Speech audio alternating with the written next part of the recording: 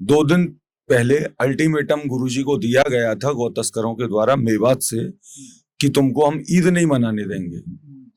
तो उनकी जो अल्टीमेटम था वो पूरा हो गया। अब उसको चाहे हम एक्सीडेंट का रूप दे दें या उसको एक रची हुई साजिश के तहत एक हत्या का रूप दे दें, हुई हत्या है।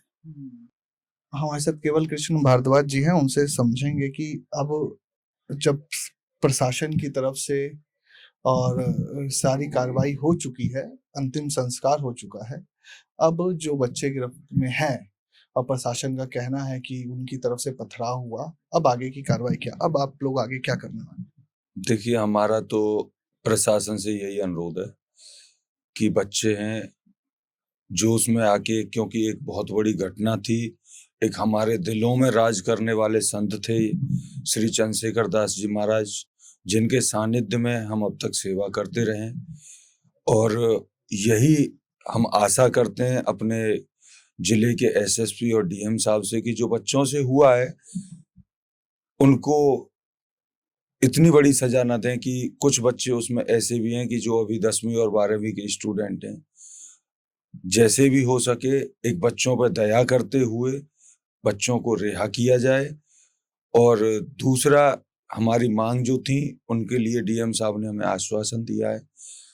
जो हुआ एक दर्दनाक घटना है, ऐसा नहीं है कि सिर्फ गौरक्षकों को ही इसका दुख है, हमारे साथ जो पुलिसकर्मी हैं उनको भी दुख है, क्योंकि कुछ तो प्रशासन के कर्मचारी भी ऐसे हैं कि जिनके दिलों पे बाबा राज करते थे।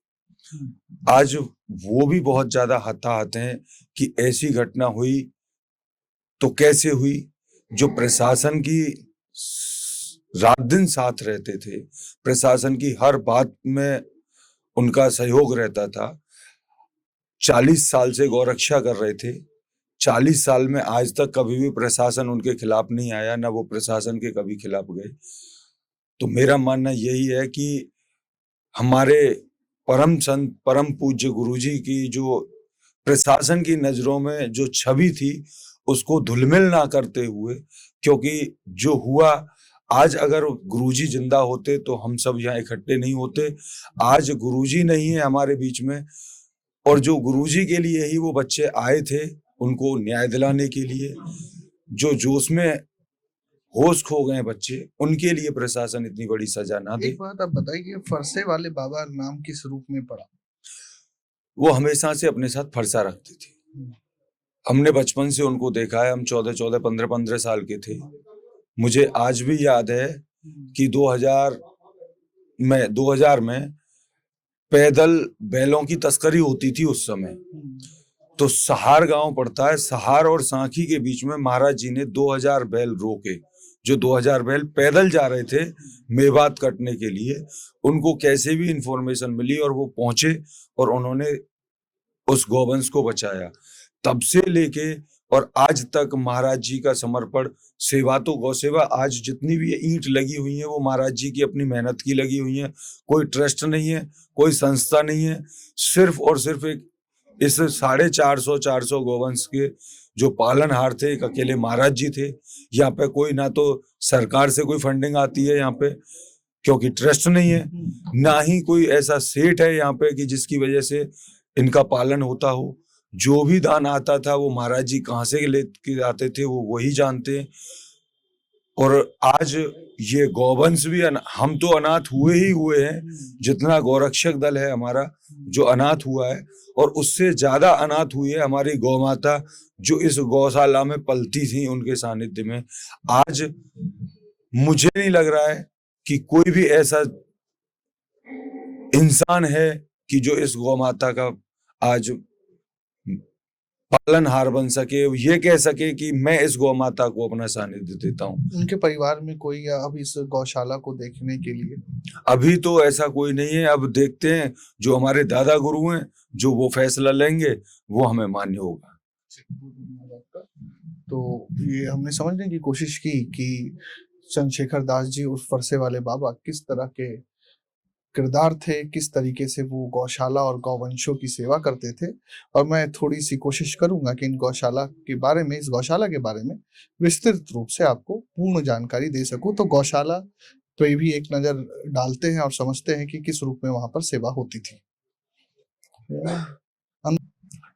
अब हम उस जगह इस गौशाला में मौजूद हैं, जहाँ पर ये गाय रखी जाती है। और आपको बता दूं खास बात कि ये सभी गाय तस्करी के दौरान छुड़ाई गई है, रेस्क्यू की गई गाय हैं, और किसी भी तरह का दूध छाछ का बिजनेस इनके द्वारा नहीं किया जाता। बाकी भगत जी से बात करेंगे और उनसे समझेंगे कि आगे की कहानी क्या है। सर बता।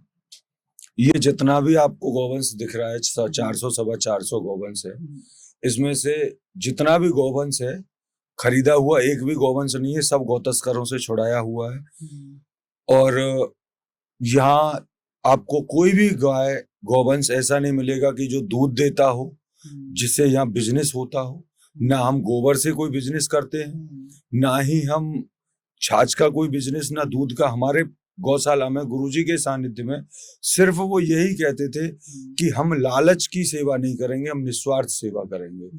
तो अगर यहाँ कोई गौवंश अगर बच्चा भी देता है तो कभी दूध निकाला नहीं जाता उसका, दूध बच्चा ही पीता है उसका, पूरा दूध। जैसे अपने गांव देहात में देखा है कि थोड़ा दूध पिला देते, बाकी नहीं, यहाँ पे बच्चा खुला ही रहेगा। और आप देखोगे छोटे छोटे बच्चे, आपने उधर भी देखे होंगे कि वो बच्चे एकदम स्ट्रांग हैं, फुर्तीले हैं। क्यों? क्योंकि हम दूध नहीं निकालते। जिनके हक का दूध हम पिएंगे तो वो कमजोर अपने आप ही हो जाएंगे। और जो अपना पूरा दूध पिएगा, मेरी माँ का दूध अगर कोई और पिएगा तो मैं कमजोर रह जाऊंगा। तो वही हमारे गुरुजी ने कहा कि इनके माँ का दूध यही पिएंगे, हम नहीं पिएंगे। एक मेरा सवाल है आपसे कि कई लोगों का ऐसा कहना है कि हादसा था और अब इसे धार्मिक रंग देने की कोशिश की जा रही है, धर्म का मुद्दा बनाया जा रहा है। ऐसा कुछ नहीं है।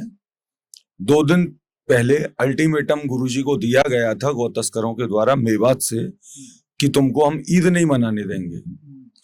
तो उनकी जो अल्टीमेटम था वो पूरा हो गया। अब उसको चाहे हम एक्सीडेंट का रूप दे दें या उसको एक रची हुई साजिश के तहत एक हत्या का रूप दे दें, हुई हत्या है। क्योंकि जिस तरीके से रोडों पर हम महाराज जी के साथ 22 साल से हैं, आज तक ऐसी कोई घटना नहीं हुई कि हमारे किसी बच्चे को भी कभी एक्सीडेंट से घायल होना पड़ा हो या गौरक्षा में हमारा कभी कोई बच्चा घायल हुआ हो। रात रात हम रोडों पर रहते हैं।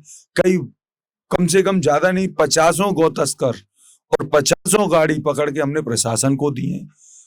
कभी प्रशासन ने उन गाड़ियों को ना तो गौतस्करी में डाला कि ये गौतस्करी में पकड़ी हुई है।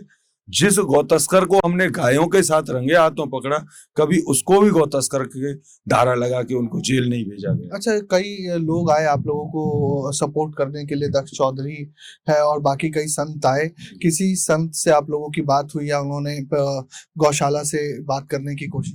नहीं, किसी संत ने, ना तो हमसे किसी संत ने गौशाला के ऊपर बात की, ना ही हमसे किसी गौरक्षक ने गौशाला के ऊपर बात की, ना ही किसी ने हमारा दर्द पूछा कि आज हम अनाथ हुए हैं। हमारे माँ भी यही थी, हमारे बाप भी यही थे, हमारे गुरु भी यही थे।